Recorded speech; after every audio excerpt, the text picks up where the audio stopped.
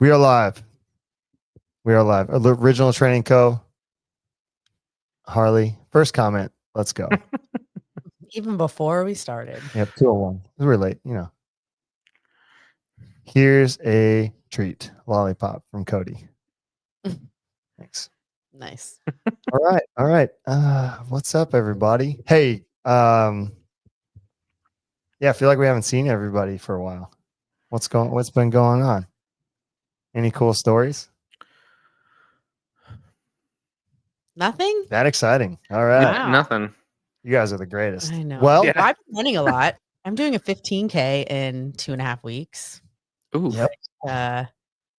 Definitely didn't have enough time to train for it. But whose fault was that? It's my fault. Okay. I've already admitted that it's my fault. But Hey, I didn't get into the High Rocks in Toronto, so I was really bummed about that. So it's a new thing to train for, and so I'm doing it in July, and I'm running 4 days a week, which it's pretty tough, but it's good. It's going good.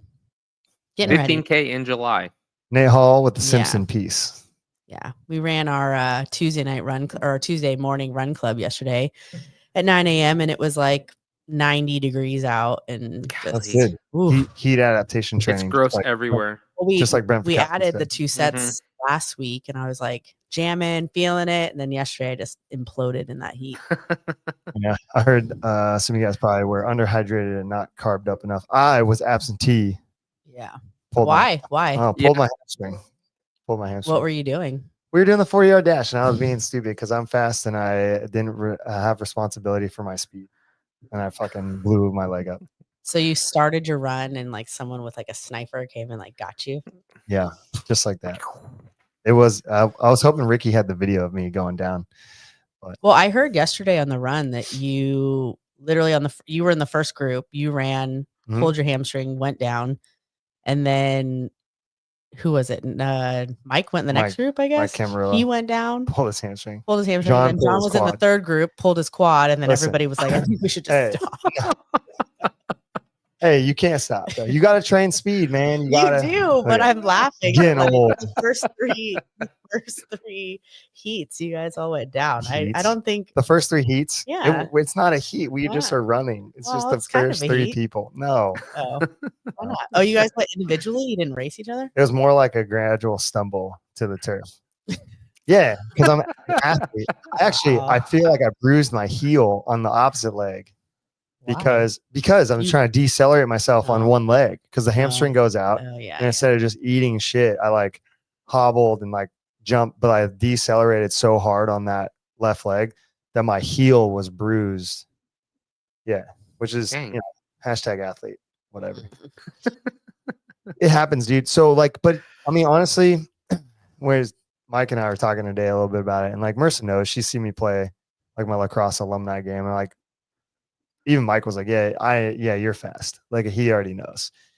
And so like with that, you got to do specific training to be safe in that speed work. And, we do box jumps and plyos and like something like that, but we don't do enough of like high speed agility. We don't do enough of like banded hamstring work, knee, like quad speed work, basically velocity of the knee and hip. And even then, even if you do all that stuff, you still aren't like entirely safe from getting injured. It's just going to happen. But, not doing that, it's like a recipe for, and then obviously like everyone's making the jokes about getting older, but it's like, yeah, for sure. Like getting older doesn't help. But layered on that, like when I played lacrosse and I did martial arts, I did strength training, but it nothing like what we do now. And so over the years, I know because I can create more force production because I'm stronger. It's just what happens with everybody as you get stronger. I don't think my body's ready and I'm not doing the things to sprint that hard. And it's almost like, and people who are athletes and have been athletes know this, like you can override your system a little bit, especially in something you're good at. Like even if you haven't been training it for a while, and I definitely overrid that system and it felt good. And it was just too much. The eccentric load coming down and driving into the ground was just too much for my tissues. Well, I think the training that we do in general will support that, but you need more specific training to be able to do what you guys were doing on Saturday, I think, to avoid injury. And you're talking about like all the hamstring work and the strengthening work to just be able to like support sprinting like that. So I just don't think that we do enough of that. I mean, we need to do that in training for sure, but we just don't do enough of that to expect that that might not happen. Yeah. So basically, original training co is Harley. He's off doing adventures right now, and so he's commenting. And yeah, Stuart McMillan, if you guys don't know who that is, amazing sprinting coach. But yes, he says old people can't sprint because of maximum speed due to structural deterioration and instability of connective tissue, no longer able to absorb the forces. And that's exactly like what happened. I felt my foot hit the ground, glute, hamstring, just fucking lock up and everything else. But I think we can carry over sprinting. I want to hope that we can, because I think most older people don't train as much as like we do, quote unquote older athletes, or like people who used to sprint hard don't train and don't do the training that they used to do. So then is it because they're getting older? Or is it because they haven't done the training that they used to do? And an emphasis on like that structural work, deceleration, speed of the limbs. You see a lot of people getting into sprint work now with like the anti-gravity treadmills, so you can run faster, resisted running. So just a lot of things that we could be doing if we want to run. And we were just out there on a Saturday running in the track. So like should have prepped that a little bit more. That was like where I was like irresponsible. But I do agree. As we get older, yes, you're going to run slower. And you fight that off? Probably. It's similarly like what everybody believes is masters athletes get older. And it's like, oh, you're going to lose 1 to 5% per decade or whatever the number is. But a lot of that 1% research, of 1 to 5% of what? Like absolute speed or absolute strength, right? Over per decade is like the numbers that the people are throwing around. But those research things have been done on almost inactive people. Right. So like, yes, keep it in mind, but take it with a grain of salt of like, yeah, those people stopped exercising to a large degree relative to what they used to be. And I would argue that most of us in a CrossFit gym, or myself specifically, I have not decreased my training as much as those papers would indicate. So I'm not in that population of people. So keeping that in mind, it's like, well, I am still training. So should my numbers decrease that much because I'm getting older? Maybe, maybe not. We'll find out. And I'll be at N=1. But then we also have the whole gym of people. We have all of you guys. And I watch masters athletes who have a high training age, like someone like Brian, John, they did basketball, wrestling, football, when they were younger. And not saying that they're hitting PRs or getting better in like absolute speed, absolute strength, but they're not losing it. Yeah, they're not losing it. They're maintaining it. They keep going. So maybe not. We'll see. But it is a good rule of thumb to like what Harley's bringing up, is that we do have to keep that in mind of like doing maximum speed. We got to make sure our structural integrity is good, our stability is good, and the absorption of forces are good. And that's where it happened. I just had those things going. Well, and like I was saying earlier, I think it's a very sport specific thing to train to run like that. And so we do enough, I think, to support that on occasion, but we're not doing that in our specific training. Yeah. Just like Harley's saying. Yeah. Skipping, striding out, sub-maximal speeds, and building tolerance gradually. 100%. Well, doing some of that stuff, not doing all of it, it is motivating because we had a solid group of people out there. Like Kathleen ran track, Nate ran track. And so it's like seeing what they're doing, and it's inspiring to be like, all right, I can get that back, because it feels good to run fast. I like it more than lifting heavy, to be honest, like just running hard, but not long. Running hard. Yeah, like Nate said, let's get faster, boy. Yeah, I love that. All right, let's see what Harley had to say, because this is good. The other layer into this is a lot of plyometrics, skipping, bounding, and speed training is neurological. If you stimulate it and expose an older client and selves, this is the motor training. He's running out of characters. Slow the effects of aging. Correct. Yeah, we covered that. And it's cool. So that's what happened. Now I have a huge bruise on my leg. People are like, you going to get imaging? I'm like, no, I know it's either like a grade 1, 2. It's not a grade 3 tear. I can feel that's not detached from the pelvis or the knee joint, but it's pretty messed up. And it's going to be like 4 to 8 weeks before I probably pull something heavy off the floor, as far as like hinging pattern, deadlifting, snatching, clean and jerk, stuff like that. Squatting starting to come back a little bit. It's been what happened on Saturday. It's Wednesday. Process is slow, but thankfully, my wife, myself, have a fountain of knowledge. Or was it a well? It's a well of knowledge. I like fountain though. Where does the water come from for the fountain? That's a good question. But anyways, it's gonna be taken care of and be all good. But I am, like I said, I'm inspired by some of the athletes we had out there running fast. I think it's cool. They did a Yeah. great job. That's all Yeah, I I'm wanna sorry get I at. missed that. Nah, it was just me rolling around on the ground.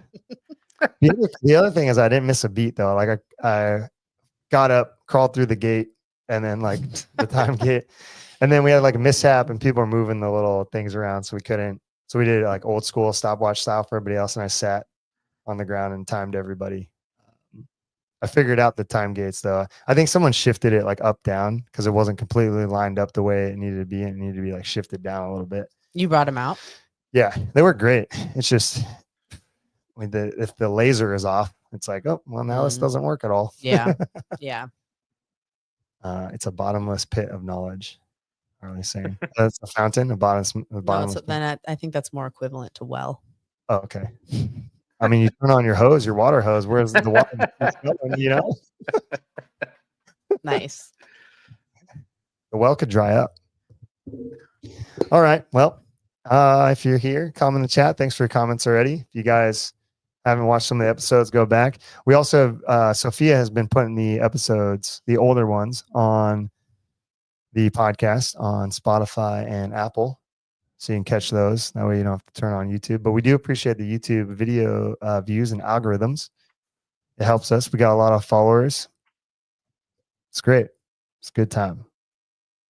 Tomorrow, if you guys are into running, Faith is going to try and run a sub 4 minute mile.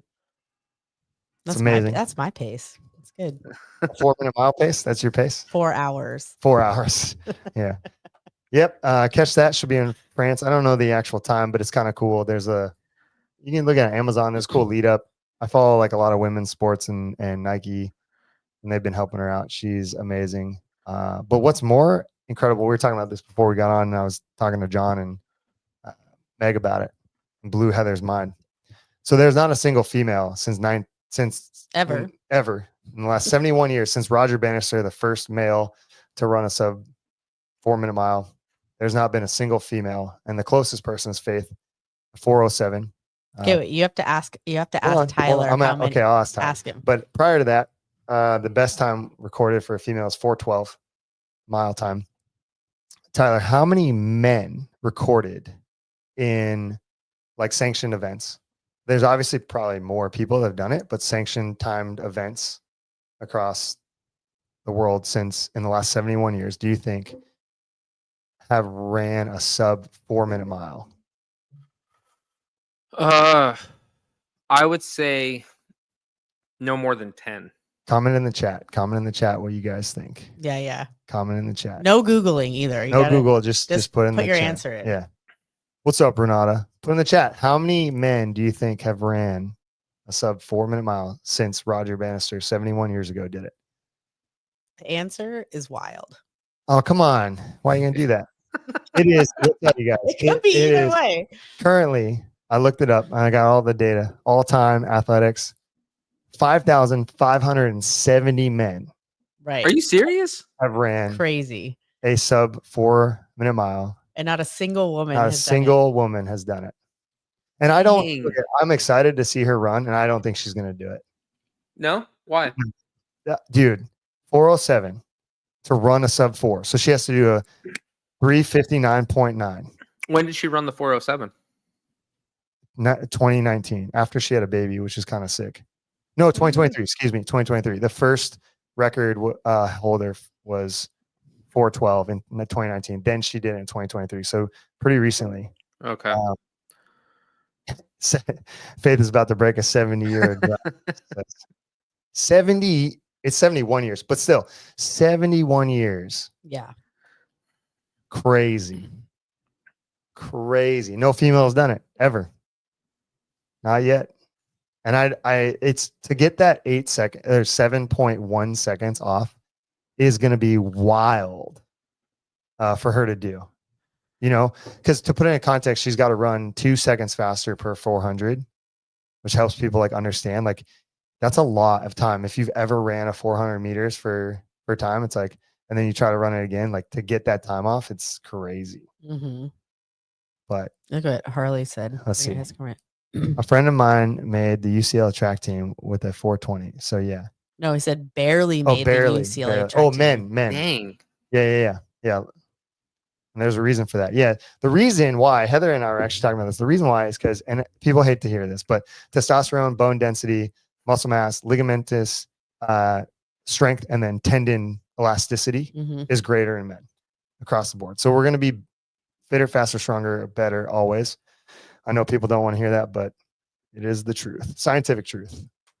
Yeah. Now, can women be phenomenal and fantastic? Oh yeah. Like Faith is my hero. This is sick. And if you watch on Amazon, the little like documentary that they're doing on her, it's sick, dude. I think even if she doesn't do it, She's a fucking badass. even if she gets 401, 402, like just to shave that time off is still Yeah. pretty sick. Yeah. But just her mindset too. Like what's crazy is so she wanted to be a police officer. I'm going to ruin the thing for people, but she wanted to be a police officer in Kenya to help her people and give back. And then, you know, she started running. She won an Olympic medal. And because she won the Olympic medal, her government put electricity into her village. Like that's crazy because they want to be able to watch her run. Yeah. So the government ran electrical lines to her village because she did that so they can watch her. Wow. So she's like a celebrity in Kenya. But just how like dedicated, how determined, how much belief she has in herself is so fucking cool. So even if she doesn't run the 407, I don't really give a shit. I just like the human experience of what she's doing, how she's carrying herself, the things she's saying about that determination, the amount of effort and energy she's putting into it. And she has a little daughter that she wants to be a superhero for. And it's like, it's inspiring. Like you watch it, it's one of those things where you get hyped up and you're like, I could do anything. I could run through a brick wall. Faith has got me hyped, but it's cool to see that belief system. And like, it's also cool to see the training they're doing. Cause they show a fair amount of insight on that. And like they run on clay. It's clay track. It's sick, dude. You guys got to watch it. It's really cool. What's it on? It's on Amazon, but I wish it was on something like more popular, like Netflix, like more people, not that Amazon's not popular, but I don't know. We have it free because it's on like just like the TV thing. Yeah. So we just watch it, but I wish it was on something like Apple. So like more mainstream. It was interesting to see them do the testing on her to see if it was physically possible. It's wild because people just think they can will themselves. And that's the factor, but biology and physics. Yeah. So they did a lot of testing on her to see, like Nike's not going to put a bunch of money into this and promote it like they've been doing and do everything else to see if like they had to know that she could do it. So they put her through a bunch of biomechanical testing, put her on the treadmill, like did all of the stuff, and are now trying to build the shoes for her, the suit, like, cause you know, there's a marketing aspect there. I mean, the shoes, obviously, this is where like I always argue about the Nikes, and I know people like Hoka's and Saucony's and Asics and like all that stuff's great. And like now the Adidas are doing it, and Adidas are putting a lot of time and energy and efficacy in their testing of their shoes rather than just making like a designed shoe and like, oh, this is cool. And we're going to put whatever. Like Nike has always put in, however you feel about the politics of it, just like put that aside. They have put the most money into R&D into their products, so much so that they're the first person to put carbon plate in shoes. And then what everybody else do, put a carbon plate in shoes, so much so that their shoes got banned because they were over-teched. And like the other shoe companies, they made a rule in marathon running. The other shoe companies didn't have enough time to keep up with, because the marathon races don't want to have a monopoly, and they don't want to over-tech the race. They want human performance. So they got banned for a little while. And then eventually, once the other shoe companies caught up with that tech, they allowed it. So like the Nike, what is it? Vaporfly 6s or whatever now that they have. Originally, the Vaporfly was banned. You couldn't have it. But now it's all changed. So it's pretty sick.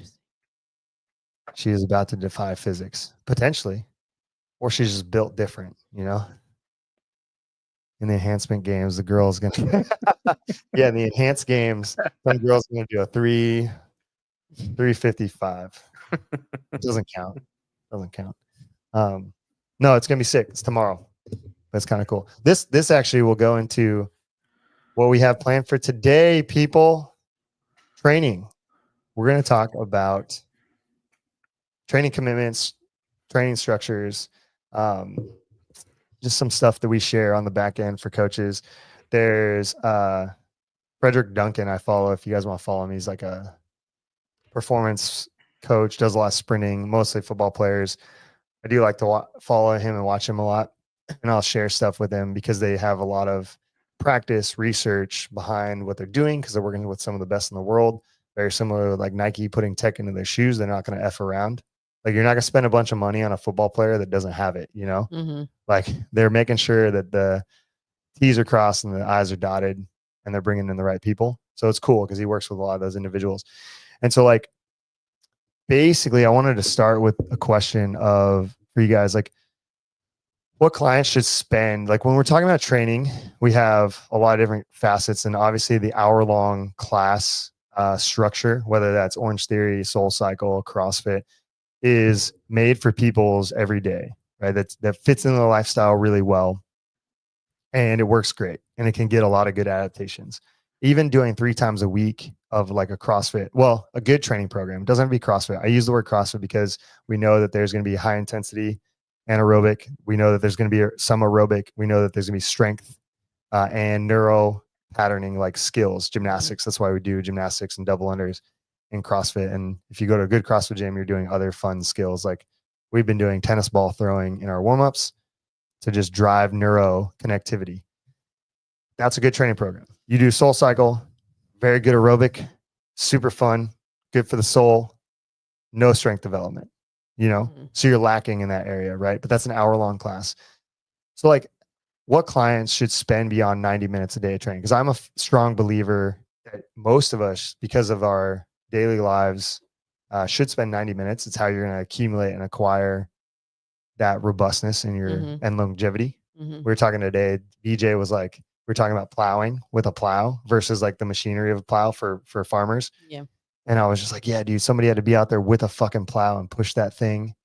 You know, like think of that training. Like you're pushing a sled and now the resistance, you know, everything, but you're moving your body. And we were like, yeah, that's so crazy. Like no one does that anymore. Like even if you're a farmer, you're going to probably be more physically capable than somebody who's not a farmer typically. Obviously there's exceptions to everything, but it was crazy to think about like old school before in the industrial revolution and technology. Yeah. And so how many people though need to spend more time? Like who needs to spend more time than 90 minutes? I think most people should spend 90 minutes a day in a well-balanced program. But like what's the person that should just like raise their hand and be like, hey, I'm going to spend more than 90 minutes? Well, what comes to my mind is runners, right? Like we talk about this all the time about needing to get that like low intensity zone 2 long sessions in. And so that's when you're going to see a lot of times they're doing those 92 hours, 230s because they have to just get in those miles. Harley talks about it a lot on his bike sessions, right? Where he's just sitting on there for hours every day and throughout his week, like just accumulating time. Right. And so that's the only thing. I mean, that's the one that comes to my mind, but I think generally 90 minutes will hit for most people. Yeah. Yeah. But like endurance racing. Yeah. Unless if you don't have an endurance background or something you've done as a child that has built that base, that aerobic base. But yeah, if you're like, hey, I want to run a marathon and I'm a adult who has some experience, maybe I played soccer in high school, but didn't play in college. Cause then you could bet that they only played maybe 4 to 6 years versus somebody who played in college who's almost got 10 to 12 years of soccer under their belt, which is a huge robustness of aerobic training. Right.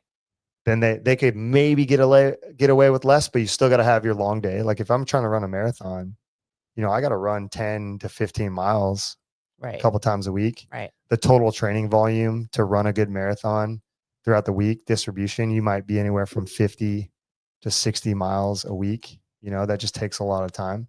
Cycling, even more time because you're going further distances in cycling than you are in running, right? Well, I mean, you're accumulating or encompassing all of aerobic training, but it's just by the nature of the sport, right? Like the sport is 2 hours, 3 hours, 4 Yeah. hours to do the actual event. Yeah. right? So What else you got, Tyler? I mean, I was thinking honestly, unless it is your job, like Mhm. that is like sports performance is your job. So you don't have a job, you probably don't have kids, maybe a spouse, so it's not interfering with the rest of your life. I wouldn't think that there's too many. Like Cody made the point, he's like he's his strength sessions have taken 2 hours because he's resting. But I think that's a little different than working out Yeah, for he said 90 I've minutes. dragged out strength yeah, sessions right. for 2 hours because I Yeah. actually rest, unlike Yeah. others. Yeah. But But yeah, like he's not working out. He's not I just wanted to moving weight highlight. for 90 seconds or 90 Right. minutes. Yeah. Yeah. Yeah, I just want to highlight. He said dragged out, just so he's honest. He's Yeah. also working at his max potential of lifting, right? Like I think a lot of times you look at GPP people who are still developing strength and they're not like at their maximal potential yet, so that they can do a session in a class and they rest 1 minute between lifts when really you should be resting 2-3 minutes between lifts. Yeah. So I think as you get better, you got to actually like Yeah. obey the right. I don't want to say laws, but principles and methods of strength training or endurance Mhm. training to get maximum adaptation and benefit. So, like Renata's saying, it depends on the goal. Wanting to be more aerobic, then I would agree with Heather. And it's like, yeah, so the same thing that Tyler's saying and Heather's saying, and then Mike Hughes, does it account for powerlifting? It's like entirely yes. Like layered on with what Cody's saying is the goal matters to the time, because a lot of things, as we all know, can be fixed through volume. That's not the only solve. Mhm. And it's also a very dangerous solve, but it Mhm. is a solve and it works really well. It is just layer on volume. As long as someone recovers, layer on volume. And due to that, it does expand the time. And then there's also research like that Wad Science is doing, Gomar doing really well of like, hey, if I do high intensity and I do, let's just say for easy numbers, I do 50 wall balls in my high intensity session. And then you got somebody doing low intensity and they do those 50 wall balls in 5 sets of 10 with a 3-minute rest between each set of 10. At the end of the day, because they had the same volume, they're going to get very similar training outcomes over the duration, but it takes much more time to do 10 wall balls with 3-minute rest for 5 sets than it does for me to do 50 wall balls unbroken. Now we know that that's not the volume that you're going to do for wall balls. It's a very poor example, but I wanted to show you to string it out, right? Because now let's say we got somebody doing a workout that's 150 cals of rowing, 150 burpee box jump overs, 150 wall balls, and 300 double unders. To do that workout for time is going to be a lot faster typically than someone who goes, all right, I'm going to do 20 rounds of and break that all up with rest in between. And let's say you string that workout out to be the workout itself 45 minutes to an hour, and somebody else does it in 20 minutes, and we compress it into the capacity model as CrossFit has. You're going to get the same outcome at the end of the day as long as they do the same reps. Now, the other person's going to be a little bit better at CrossFit psychologically and a little more tolerant to, lactic threshold training, whereas the other person's not. But if you train that way long enough and the volume is consistent across the board, A and B athletes will end up with a similar outcome when you test them, assuming most things equal, like strength, power, speed development, generally. Like, let's say you take somebody with 300-pound back squat and the other person has 300-pound back squat. Like those things are all the same. You're just trying to build fitness. What he's found through that research is that the fitness, quote unquote, scores will be identical. So you don't have to train high intensity, but it takes way longer. Well, what I was going to say is like, wouldn't it make sense that if you're somebody who's taking that workout as an example, right? You should start with that second method, right? Like you Sure. should be stringing that out. Like you shouldn't just like walk into a session one day and just be like, I'm going to do 100, 100, 100, and 300, right? Like Yeah. you're going to do the second session where you're going to like build and accumulate volume with rest and all those things so that you can eventually do the 100, 100, 100, 300. Right. And I think that's also going to take more time. Like if you're trying to, again, going back to Renata saying goals, it's like you're going to have to, if that's like your goal to be competitive in CrossFit, you're going to Or have just to have, not even competitive, like, or let's- just be better at CrossFit, I guess you say, or fitter. fitter. Yeah. Right? I mean, it also makes you good at CrossFit. I just want to make sure that we always, because you can get much fitter. And we're trying to do that inside the general Yeah. CrossFit gym every day to improve people's health and longevity.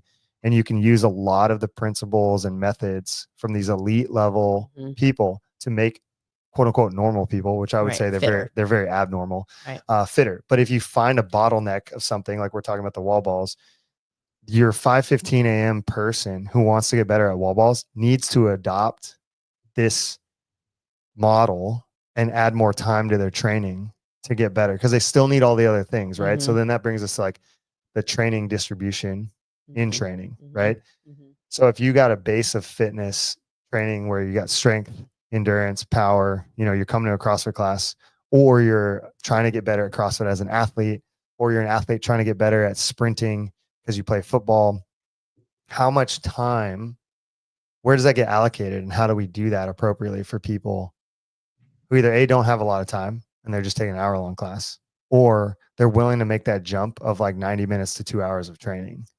Because like you just gave the example, because we know that high intensity will do the job, but if you can't do the high intensity because you could just get wrecked and you can't get that number of volume, like if we do a 20-minute AMRAP of, let's say, 15 wall balls, 15 burpee box jump overs, whatever, 30 double unders for my original example, and then you have somebody do the intervals but get the total volume that we laid out before, like that, the doing the total volumes take way longer because they're Mhm. not very Right. good, right? Right. Same thing with elite athletes versus that person who's going to do way less work in a 20-minute AMRAP and never reach the volume of somebody who strung it out and spent more time training. So now let's say that like this person spent 20 minutes, they did a warm up, they do the class, they have the hour, and they're like, I want to get a little bit better. So then the conversation is like, okay, well, now we need to spend 90 minutes to 2 hours training. And then even beyond that, like I would say 90 minutes, 2 hours could be a general population person who just wants to improve. We're going to talk about elite level athletes. We're talking 3 to 5 hours of training a day, and then distributing that time across the time that they have, right? Because like, how do you balance? Where do you balance it? Like, Are you talking about even like throughout your day? yeah, Right. like training distribution. Like, how important is that? Where do you put things? Yeah. When Well, I think it if someone depends. comes to you and says, Well, it like, depends on the goal, right? So if your goal is strength, let's just use the wall ball. I want to get better at Okay. wall balls. I do a general training program. I'm coming to you guys, and just because it always depends. So let's not use that. Let's give Right. people tangible shit, be a better coach. right? Because I can sit back and say it depends all Yeah. day. Right. Right. And that's just, it does depend. So Mhm. let's clear the air on that. Let's just say specifically, hey, look, I want to get better at wall balls. I want to improve my volume, my intensity. I want to be able to do Karen better. I want to be able to do that quarterfinals workout that had burpee box jump overs and wall balls that wrecked people. I want to improve my longer duration workouts. Maybe I want to do a high rocks and have the ability to do 100 wall balls unbroken. So there's some pretty clear specifics of the goal that person wants. And they got to train. They got to do regular training, right? You still need to do strength work. You still need to do high skill neurological stuff. You still got to do endurance work. How many times a week would they do something wall ball related, in your opinions? 2 to 3 times a week. Okay. Yeah. And it's got to be, that's got to be the priority in their training. If that's the thing that they're trying to get better at. All right. I would say, I don't know. If that's their number one priority, then here's my thought process. Like, wall balls are not super neurological. Like, Right. it's a squat, right? So if they're still learning double unders or snatching or something like that, then maybe that would still come first in the day Sure. before the wall ball stuff. Aside from that, I would still say, that would still be their priority And that would come first in their training, aside from the neurological stuff. Yeah. Well, and let me just clarify that too. I don't mean just like doing wall balls every day for 2-3 sessions. Yeah. They're squatting, they're doing speed work, they're doing single leg work, they're doing other squat variations. Right. Not just like wall ball sessions. Right. And you could, well, okay, yes, 100%. That's a smarter way to do things. It makes people more robust. Definitely gives them translatory opportunity. So not just specific to the wall ball. It'll help them with thrusters, help them with squats, help them with squat cleans, help them with jumping mechanics, help them with running. When you take that approach and look at what I call like movement trees, like you have the movement at the top, how many other movements bleed into that movement, and what helps support those things, and what Greg would talk about is like second wave adaptations. So, but you could also go the other way, which I see a lot of in the space, which is fine. I agree and I disagree, because two things can be true at one time. But you could have somebody do density sets of wall balls, like, hey, we're gonna do max unbroken set, and we're gonna build that. And you're gonna take those metrics and you're gonna go, okay, they did 30. All right, next week, let's try to do 35 unbroken. We'll go rest, and we'll do that 2 more times. And then, all right, let's go. And say you're like, I know that I want them to be able to do 50 unbroken for 4 sets, 200 wall balls. So you now know that you want them to do 200 wall balls. You want them to do 50 unbroken. And let's say they're starting at, they can do 30 unbroken.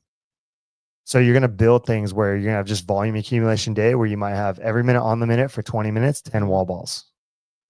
Then they do their 200, and that might be one day. And I'm just using this as a very basic example to show, because Heather's way is, I would argue, is better, but it's also unseen to the athlete. So let's just show a seen way to the athlete. So a seen way is this: every minute on the minute, 10 wall balls for 20 minutes. The athlete knows, I want to get better at wall balls. I just did 200. I did 10 every minute on the minute. I know that I can do 10 every minute on the minute for 20 minutes. I'm building my capacity. Very seen to them in the program, right? Very seen. Yeah. Unseen training would be, all right, we're going to do single leg broad jumps and echo bike repeatability work.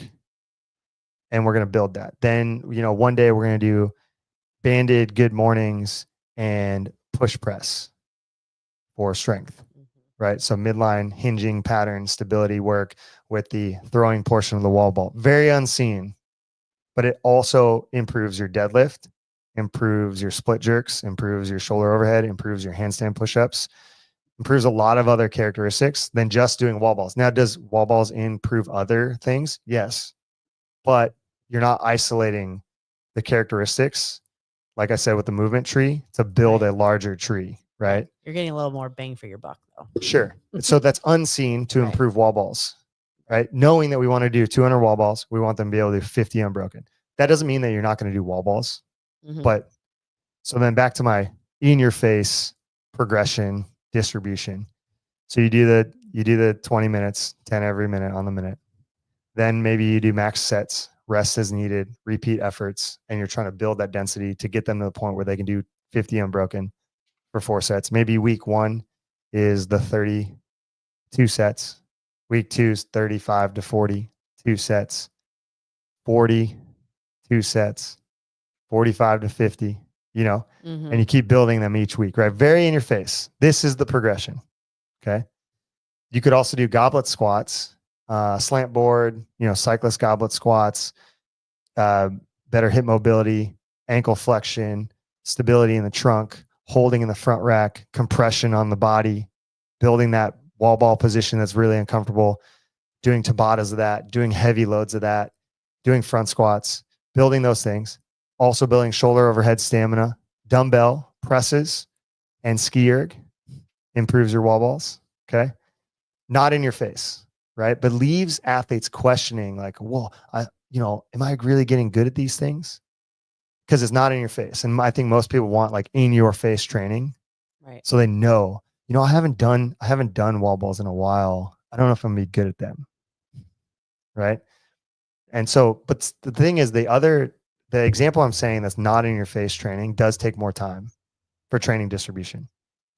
It takes more training time. It takes more hours in the day. It will make you better at other things. It'll make you more elite in your fitness. it carries over and bleeds over more. But those 2 sets of wall balls like that, you know, building that density, building that endurance, building the repeatability, and then you could mix it up. There you could do like testers of AMRAPs, you know, 2-minute AMRAP max wall balls, so they can break it however they want, and do a nice little like lactic interval, rest 2 minutes, 3 sets, whatever. Play around with it. Yeah. Well, I think even going to the 2 to 3 times a week, like maybe you give them that 1 session or even 2 sessions where it's more in their face, and then you sneak in the unseen session 1 Yeah. to 2 times a week. Yeah, I just think it's really important to highlight that a little bit. And it was in our notes to talk about, like, you know, athletes, they like, you know, why don't we tell athletes a lot? You know, because sometimes less is more. Like, I don't need to sit, and it would take so much time for me to sit down and explain. Like, we're already talking about this 40 minutes in, and like I'm explaining the difference between in your face training, which most athletes feel really good about, and there's a placebo there that makes you Mhm. better. Like, I'm training this thing that I'm bad at. I'm working on my weakness. It's right here on the paper. I'm getting better. Versus like more intelligent training, moving the training distribution around that carries over into more movements, because CrossFit is not a single lane of focus. It's not running, it's not biking, or like Mike Hughes said, powerlifting. Like you have three lifts as max weight. They don't test how many reps can you do at a prescribed weight. They don't test how many reps can you do in a time domain. They don't test how many reps can you do plus running. They don't test any of that. They're like, okay, Right. squat, bench, dead. Let's see what you got. It's very known. Right. Marathon's not like, all right, guys, we're going to do the marathon, but every mile you have to climb over this wall and carry a sandbag. And we're going to do that for the marathon, you know? Mhm. So like, it's just interesting that most athletes want the in your face approach in their training distribution, and they want more of something, when we could do, you know, the unseen training that translates into lots of different things, and you don't need the exposure to that certain thing, and you could train smarter, that builds a bigger robustness around you as an athlete. But it does take more time. That's why I was asking, like, at what point do people need more time to train? And like, to what Tyler was saying originally, is like, okay, let's say we do Heather's example, and we're doing like not in your face training, and then we do some of Tyler's example, and we do some of my example. That could be a whole training session for today. And prior to that, they did squat clean thrusters to start the day at max velocity, and we're looking for speed. Mhm. Then they go into some of the accessory work that Heather's talking about. Then they do some of the wall ball work that I was talking about. And then they do some mobility exercises and breathing exercises, because wall balls require a lot of breathing. Mhm. That's 2 hours of training. Yeah. You know, you're not going to get that in a CrossFit class. Right. Right. You're going to get Yeah. It's crazy to think about. a fourth of that. Yeah. Yeah. A third. Yeah. Fourth. Yeah. I don't know. But like, okay, so there's that, the training time. When you guys, Well, and I only say that because when I think of that, that's like 6 pieces, and Yeah. you're gonna, so maybe a third. Okay, so you're gonna do Yeah. 2 pieces and maybe a cool down, so maybe it's 50%. I don't know, but Yeah. it's Now, don't get me wrong. You can get really fit in an hour. I just Yeah. wanted to, I think the threshold for people of like training time and their understanding of how much time they need to spend training is really disconnected. Like, because if I already say you got to spend 90 minutes just to be healthy, blasphemy. Like, the amount of pushback I get, I don't have time for that. There's people who try to sell you on 30 minutes of training. We know scientifically that like right. something is better than nothing, for sure. Yeah. But when we start looking at the biology and the demands and the change and the adaptations and the health and fitness, oh man, I like, if you took a look at it all and step back, most people should be doing like almost 2 hours of stuff. I say 90 minutes because I'm trying to just force people from the hour to 90 minutes. Well, because I think our culture has like, and because of class and group fitness, it's Yeah. all like wrapped around that 60 minutes. And again, you can still get really fit in that time, Mhm. but it doesn't mean we need to hold tight to the idea that we could just do it in an hour. You know, Yeah. you definitely can get more out of 90 minutes, right? Yeah. I've So, like, actually seen CrossFits that do 90-minute classes. Right. because they know that that's Okay, so do you want to trying- talk? Do you want to talk about even like the running that we for the Saturday thing? Well, I mean, it's easy. We're switching our running on Saturdays to 7 to 8:30 a.m. and then 8:30 a.m. to 10 for our classes, because I know that like it's going to be, I don't want to say it's going to be worthless for us to, it's still worth something, but I think our population, our people, the buy-in and the understanding, and even something like this knows that like, look, if we're going to run, we need to warm up effectively. We need to be doing different types of sessions, long sessions, short sessions. The volume needs to be there. So even like our quote unquote run club on Tuesdays with some of the athletes that want to compete in the space, whether that's CrossFit or High Rocks or running, come on Tuesdays. I've even pushed up the start time to 8:45 a.m. so we could be done before 10 to respect some people's time for their work and job. But we've now increased it to 15 minutes because we're increasing the volume and we need more time to fit in the volume. So the same thing is true with the classes. Right. So we're doing that so we can fit in the true fitness adaptations based on principles and methods that have come for years and years before us that are true. Like you can't argue with them, no matter how much you feel like you want to do this and that. It's like, no, like it's the same thing we were talking about Faith in the beginning. Like she's doing the training that she needs to do to run that sub 4-minute mile. She's working with the coaches and doing what needs to be done to do that, whether that takes her all day or that takes her an hour. She's doing what needs to be done to achieve that thing.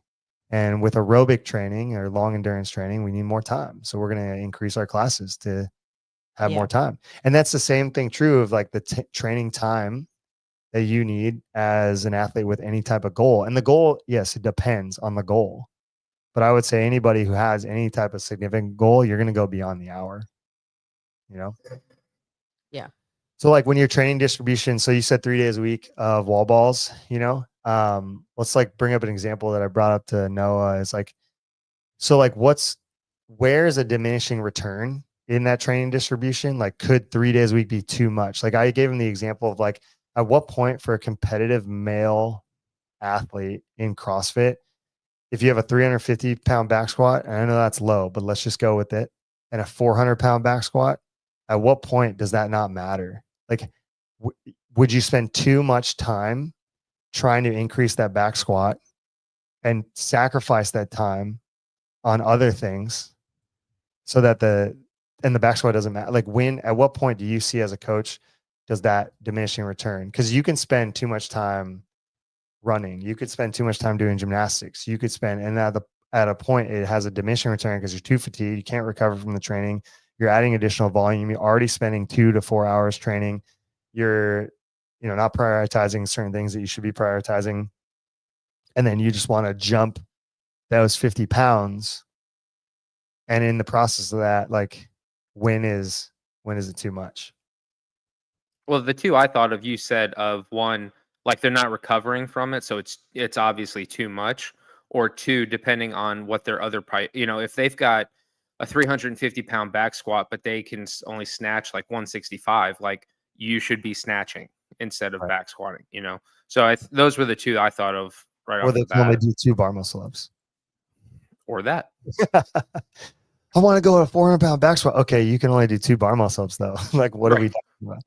You know what I mean? Or you can only ride the bike at 250 watts and then you die out. Well, it's the balanced training, right? We got to look at the whole picture, and it's like, are they? Nate's comment here. It's like, are you strong enough to play the game, right? In certain. No, that's what I've said. Well, he quoted. Well, me. right, but he's quoting you. Strong Yeah. enough to play I'm the just game. saying, like, are you developed enough in certain areas to be fit or play the game or whatever we want to say? And are there other places in your fitness that need attention? Right. Yeah. I mean, that's the biggest secret of like the training distribution. Because we all like to do the thing that we're good at, right? We all like to it's easy to be like, yeah, I want to get a heavier back squat when we're good at it, but it's a lot harder. Well, that 350 back squat person is not good at it. Okay, well, you're just saying for the example, but it's like if you only could do 2 bar muscle ups, like to be able to do 4 to 6, like that's going to be a lot more. Yeah, low hanging. Yeah, but low hanging fruit, right? So like, let's say, like Nate, that's what I say all the time. I'm like strong enough to play the game, right? So like, if a bar, well, one, you don't see back squat a whole lot but does it support everything else? Mhm. Sure. Can you get away with a 350 back squat in the sport and do relatively well for CrossFit? Yeah, sure. You can. Can you get away with in High Rocks being able to push the sled with a 200-pound back squat? Yep. James Kelly does it. Like, so at what point does he, if he wants to get better at sled pushing, yeah, push the sled heavier, get your back squat up. But at what point is that sacrifice no longer valuable enough for that training distribution?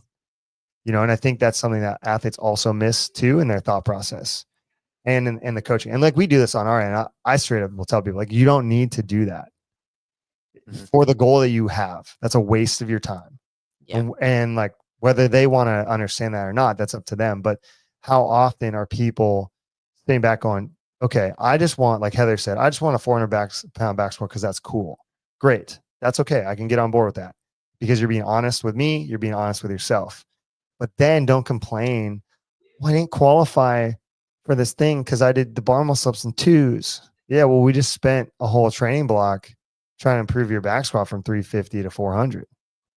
Right. You know? Well, and that person might think that improving the back squat by those 50 pounds will help them improve in the sport overall. Right. So I think like as coaches, like you said, like you don't need that. Like us telling them, hey, you're not going to get as good as you think you are at the sport of CrossFit by these 50 pounds. Right. You know? Yeah, you're going to get a bigger bang for your buck in return in testing bodies by improving your bar muscle up. Mm-hmm. You know, which also improves other gymnastics as well. But the awareness there for someone to have that is like crazy low. Crazy low. Look at Nate. Nate's watched a video from 5 years ago that I did. This one's actually really I good. know. I was like, wow. It's remind me of Todd's Venn diagram video from 5 years ago. Well, I'm glad you know it because I think we have to keep telling people because for some reason 5 years later, people still have a hard time with training distributions and understanding their pluses and minuses of what they're getting out of training.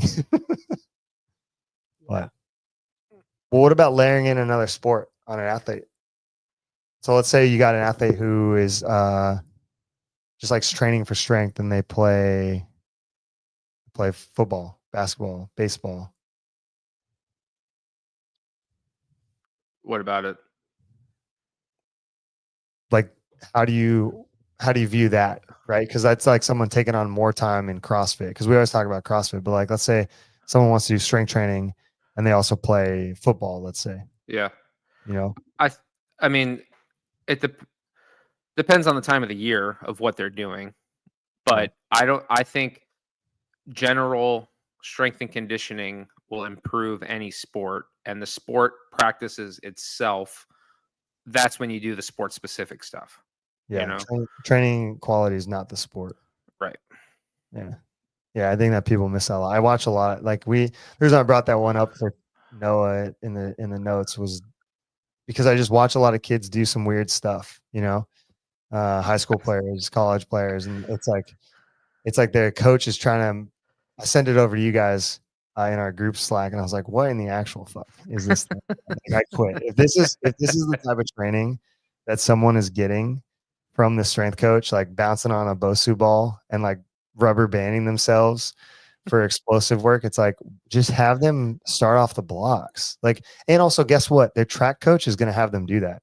Like, you don't need to do that. Why don't you do like some yielding isometrics or like overcoming ISOs, or teach them how to power clean, teach them how to box jump super high, like work on strength and conditioning components that help them build more robustness into their sport.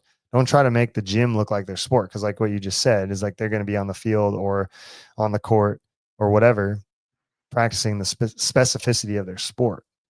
And like, you could just waste someone's time by coming up with something that looks like the sport that they're playing.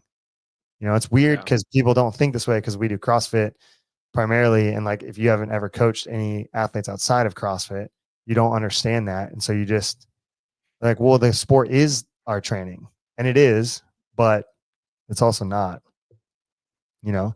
And then CrossFit will help people get more conditioned and fitter. It won't make them more athletic, but that's what their sport's for. Well, it won't make them more athletic In their sport. Yeah. It could make them more athletic overall, sure. Yeah. just general sense, but it's not going to make them quote unquote better or more skilled at the specific thing that they're training. So like that training distribution is tough because like you get high school kids who anywhere from 90 minutes to 2 hours, 5 days a week. Like when I coached, they were there basically every day, 2 hours, and we did drills and skills, you know, some conditioning at the end, but a lot of fundamentals, a lot of gameplay, you know, all this learning plays, making new plays, seeing where people fit in their sports specific position, practicing defense, offense, clearing, like all the stuff. So like you don't have time to do any strength work, you know? And then like let's say you take those same athletes and you've been doing all that stuff and then you put them in the weight room and you're doing things that resemble the same things they're doing on the field. What are the problems there? What are some of the things that happen? You're gonna get overuse injuries. Oh yeah. Overuse injuries, repetitive motions. You're not really going to develop like their robustness or find weak points in people because you're just like running the same thing over and over. And like some of these athletes are so talented and skilled at a certain point that like you can really hide a lot of these weak points. Like Marissa's a good example of this. She's doing physical therapy with really good physical therapist here, Pat, at our gym. If you guys want to see him, we'll give you his connection. But he's like, you're so good at masking basically your inefficiencies because you're so athletic and so robust in your training that like it's hard. It's like you pass all these tests that a less conditioned human would not pass, and then we would find injury because you've built your robustness, which is a huge pat on the back for what everything we've done and everything else. But it's also pretty crazy to think like, you know, you can go way beyond that. So then when you come in for a screen because you have an injury or a tweak or something, you're passing these and like someone who's not as So give an example. like single leg strength, you know, because she got a knee problem. So single leg strength, she can just pass all the tests that you would test for somebody that's saying like, oh, you have a single leg deficiency, blah, blah, blah. Like you can't even tell. Mm-mm. And there's just like so much overcompensation, which is causing other areas like her low back to have pain, you know, other weird stuff that you wouldn't typically see. So then it gives you like a false read, gives you all these things. So then you don't know where to work with things or how to fix things. Mhm. But that's a good thing because think about like how variable and dynamic life is, how variable dynamic CrossFit is, you know, those types of things. So like you do want that agility, that ability to like beat the test, let's say, and work on those spots where people won't notice how quote unquote bad you are at moving. Yeah. But conversely, you're also bad at moving. Like it's the same reason why if Rich Froning moves the best, right? Ben Smith also moves really well. Both those people have had knee surgeries, you know? So it's like, okay, well, if best movement protected you from injury, why do those people have knee surgeries? Because maybe there is something there that you don't see, you know? Mhm. So it's just like it's Or overuse. yeah, or overuse. There's that too. I mean, they train a lot, but like there's that too. Like you can out train poor movements for sure. You can out train instability and weaknesses, which is what you're trying to do, but you can go way too far the other end. Going back to the goals, you know, if this is a CrossFit athlete, that's what you want to do. There's like a sports specific athlete, it's like, oh, maybe you don't want to do that so much. So you can find the chinks in the Yeah. chain to make them better at their sport. Well, and like going to like the training distribution, like you taking the sport specific athlete and maybe they're doing their sport specific practice 3 times a week. And then their other 2, because they're already training, right? Yeah. You were saying they're doing to do 5 days of sport specific work and then can't fit in the strength training. Right. Well, we know that the strength training is valuable. And so it's like, well, maybe they're doing sport specific stuff 3 times and they're doing strength training 2 times or 4 times in 1 time. I mean, what's the give and take? What do they need to work on, I guess? But yeah, that's another good point. Is like when you tell someone to back off, because we were talking about telling people to amp it up. You know, at what point do you tell someone to back off as much training as they're doing? Because we've already solidified that an hour a day and or 90 minutes is great for everyone, and you'll get some serious fitness. Beyond that, like you guys have said, competitive fitness, you know, dominating marathons, doing huge endurance work, basically not being mediocre at something. You got to increase your time commitment and the training volume and training load. when you tell somebody to, hey, you know what? Might be better just to do an hour to 90 minutes. Well, I think looking at their recovery, I think that's the first place I look. Like, I think when people are trying to do, um, be competitive in a sport or whatever, and they're having to put in a lot of volume or whatnot, but if they're actually getting injured or they're not recovering, like that volume is either too high and they're doing way too much, or they're just not recovering enough for that. So having the need to pull back the volume that they're doing. Tyler, when you tell someone to, hey, this ain't it for you. This ain't it.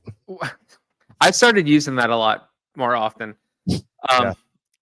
I these two kind of go hand in hand, but like one, if it's affecting their other responsibilities in life, like it's taking over the time with their family, or they're not getting their work done, whatever it might be, or two, like their training is so mentally draining for them that it's like their body's holding up, but like they hate training and they don't want to do it, and they drag their feet every single day, and it's not the like making yourself work out when you can still work out type of thing. It's the I don't want to do this. This isn't it. So those are the two things that I thought of like you need to change things. Yeah. No, that is actually really hard to tell, because I do think the human body is very robust and resilient. So it will do a lot. Mm-hmm. It'll do a lot more than you Yeah. think. Yeah. But just because you can doesn't mean you should, Right. People say that all the time. And like, I think that's a good indicator. Like you're saying, you're watching somebody, and some people might come in and like do something. I love it. I love it. And you're watching them and you're like, dude, you don't Mhm. love it. Like Mhm. by how your body's moving, by the outcome of your results, your performance, like Heather's saying, your recoverability, or your general motivation and desire is not there. Like I used to, there's like the ends of the spectrum, there's like the one end of people, athletes in the CrossFit space or competitive space, regardless, who are just like, I just want to compete. Competing is so fun. Competing, I need to compete. I'm going to compete. And you watch them compete every other weekend. And you're Mhm. like, okay, when are you going to train? Like, Right. I love that you're competing.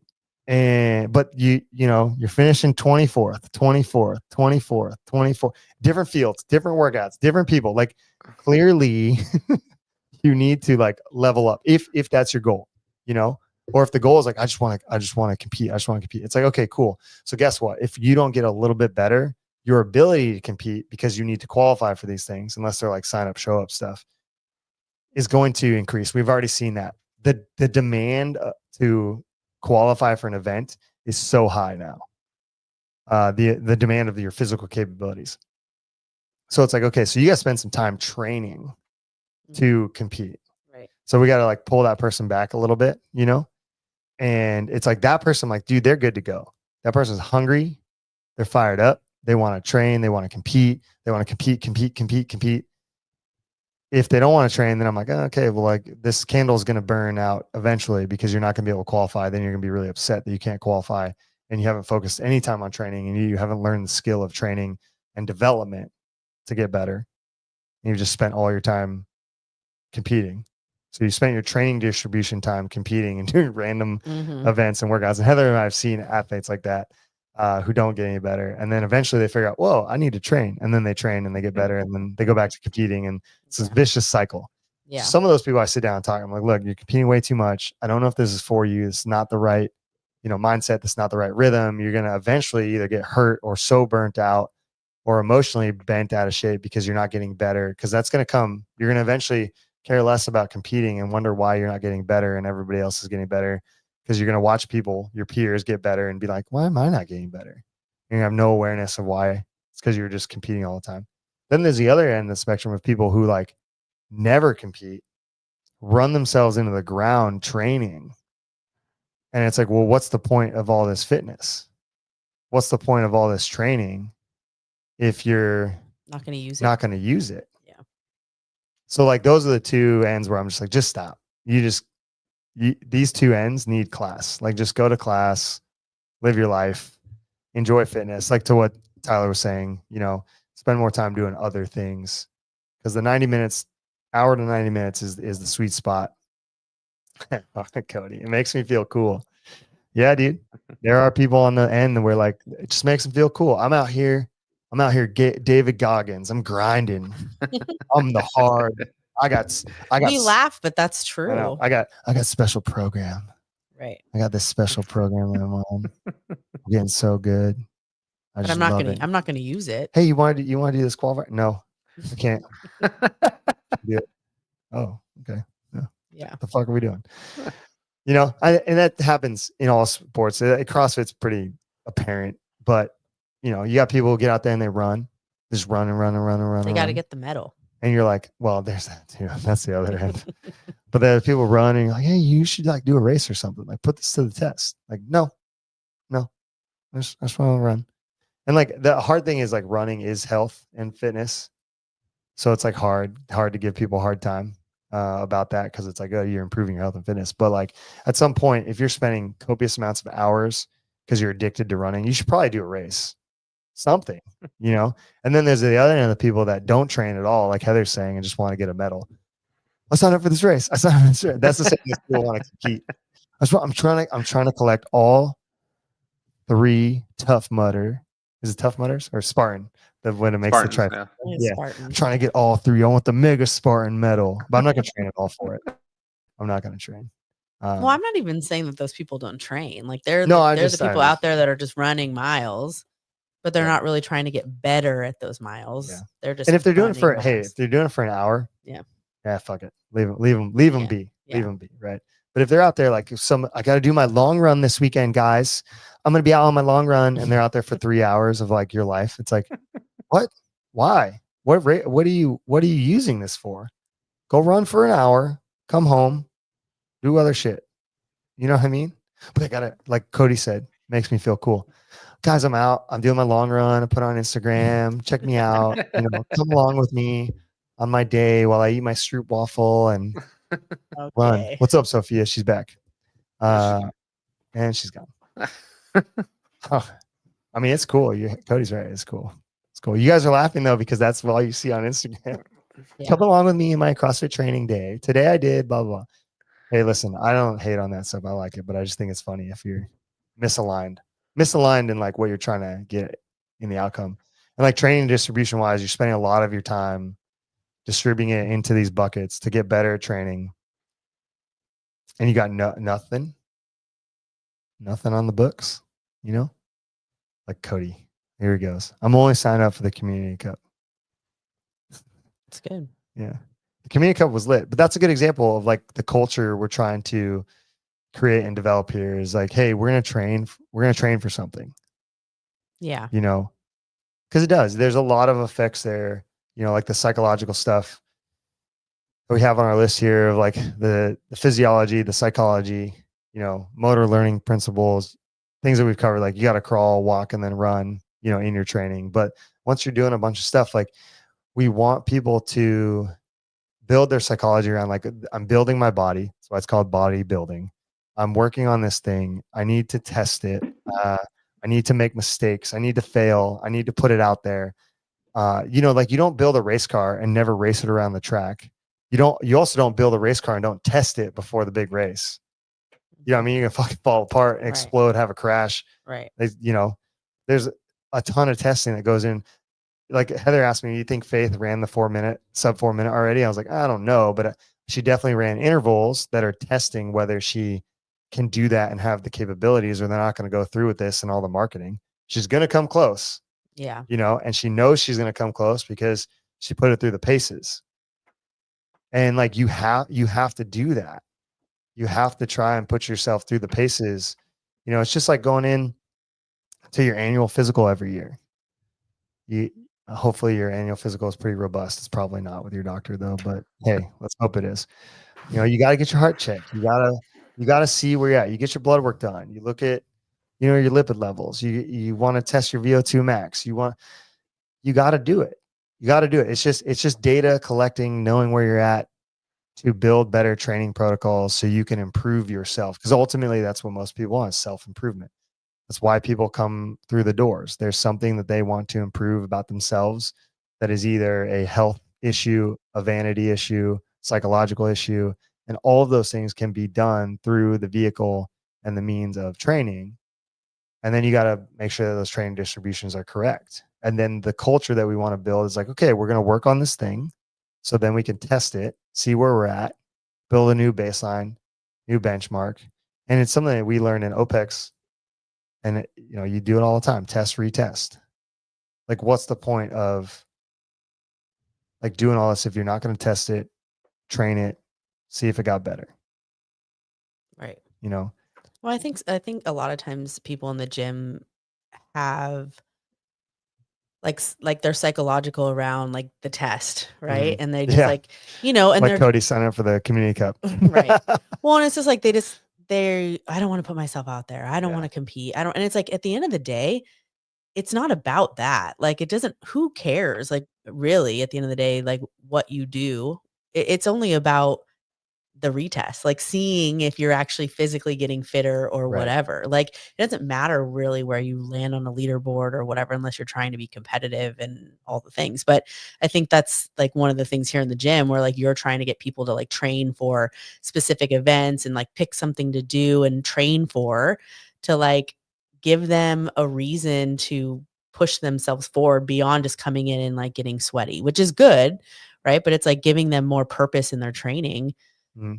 Which allows us to build better training distribution, right? And having really quality sessions that you're attacking and getting in on all the time, and like having a directed, North Star. And even though they might be hidden, training pieces versus in your face training pieces, like we talked about, having those tests can allow you to restructure, rebuild, and have quality sessions. Well, it's like I go back to the 15K that I'm going to run in 2.5 weeks. It's like, I wish you gave me like a 6-month notice. I know. Well, I'm going to do another one, but okay, all right, cool. But I mean, to that point, it's like, that's very uncomfortable for me to run this 15K and not give myself a lot of training time to do it. Right. But I'm just, I know, but I'm just saying, like, I'm still having to way go to lead out by example. Right. I know. I know. I just need to run more. That's the whole point that I'm making is I just need to run more, and I am training for it. And I hope beyond this 15K that I will be continuing to run. I'm gonna make sure you're running. Right. But I could easily just be like, well, I'm just going to keep running and I'm just not going to like, it doesn't matter. I'm not going to do anything and choose to do anything. Yeah. And you also know the metrics of correlation of fitness, and you're like, joking about Faith's time of running and stuff, because that your level of aerobic fitness in that modality is low, right, relative to a quote unquote healthy standard or normative standard, right, that is set by the population at large of fit people.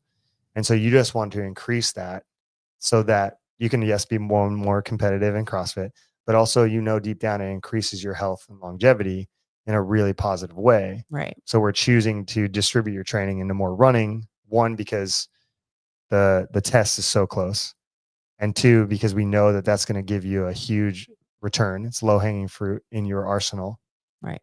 And then the other times you're spending pulling, doing gymnastics work, and building that ability there, because it is also a deficit. But the distribution of that time is more allocated towards the running, less towards the gymnastics and really weightlifting for you.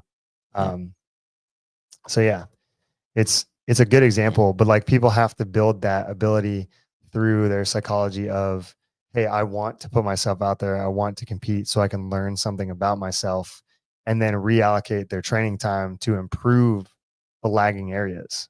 Yeah. And it might take more time than you anticipated, and then you have to ask yourself the question, is this worth my time? Right?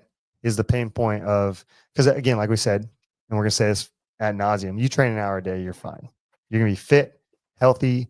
You train daily, you're going to be fine. You don't need competitive style training. You might need some one-on-one style training if you got some severe, things that you need to fix and everything else. But you don't need to be doing 2 hours of training, killing yourself, doing crazy hard stuff, unless like that's the overall goal outcome. Same thing with powerlifting or weightlifting. Like you can weightlift recreationally, do an hour a day of snatch, clean and jerk, stuff in that nature, and get very good. But you want to stand on a platform and compete, like, and you might just dabble in it, grow into, go on the platform, be like, I really like this. I want to get better.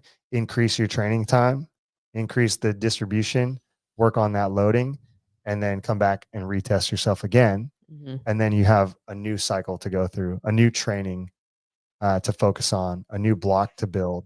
And that's what we want within our culture and like within our brand and within our one-on-one coaching as well. Because if you're not using it, what's the point? Circling all the way back to the beginning. If you're not trying to run a 40-yard dash in 4.3, ripping your hamstring off, what's the point? What is the point? True. All right, that was good. No more questions in the chat. I think we lost everybody. Training distributions, your focus and your intent, psychological demands of putting yourself out there in competitions, then to retool, knowing when it's okay to do less training and just pull back because you're not really using it. And that an hour to 90 minutes is going to be good enough for health, longevity, fitness, aesthetics, lots of markers that predict longevity and quality of life. You might need one-on-one because you got some specific things going on. Like if you're coming across a class and they don't focus enough on strength, well, you might need one-on-one because you need more strength, right? Because you're not a strong person, or you're not an aerobic person. You're going to need some one-on-one because you need more work and development in the aerobic area. And so you might not do classes too. Like there's a lot of different ways, but if you're just generally well-rounded and you don't got time for any of that, go to a class. Trying to be super competitive, reevaluate your train distribution, the things you're doing. Are they in your face progressions, or are they like not so in your face, but they're building out other characteristics that will help you have a foundation and a launch pad for new skills and development? And then are you spending the requisite amount of time, consistency, and focus to achieve the goal that you're looking for? And having quality sessions around those things, like really quality sessions. Because if your goal is to get better, actually, you know what? I think everyone should try to have quality sessions, even if you come to class for an hour. Yeah. But especially if you're trying to compete, you need to have more quality sessions than you don't. And that may look different for every person, everybody, but it is like all the stuff, knowing what your training distribution is, knowing the attention to detail, why you're doing what you're doing. And it doesn't have to be super elaborate. The coach doesn't need to tell. It's like, it could be as much as like, hey, we're training wall balls because you need to do 50 unbroken and you need to do that for 3 sets, or you need to do that for 4 sets. That's the why. Because that there's a test with wall balls and burpee box jump overs that you failed miserably at. And that's okay. Taking that information, building a better progression, getting you better at it. And that's all you need to know.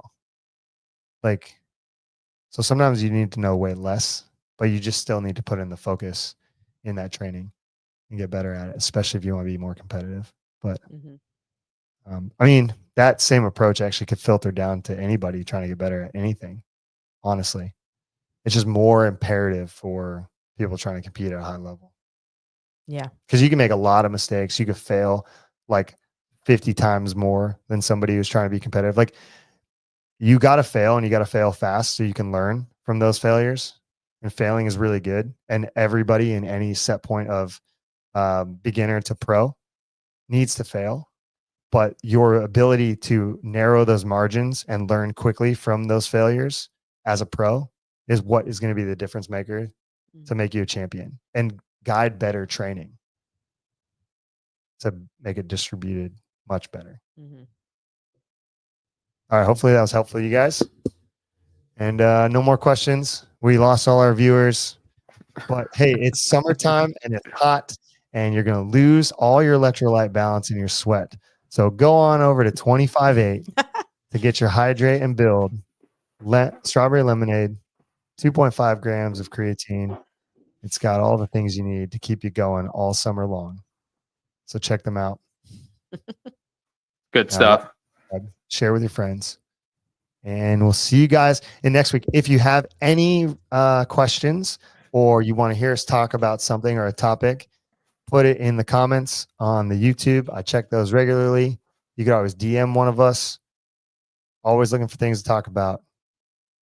And we all know I can talk. So that's that. Really? Yeah.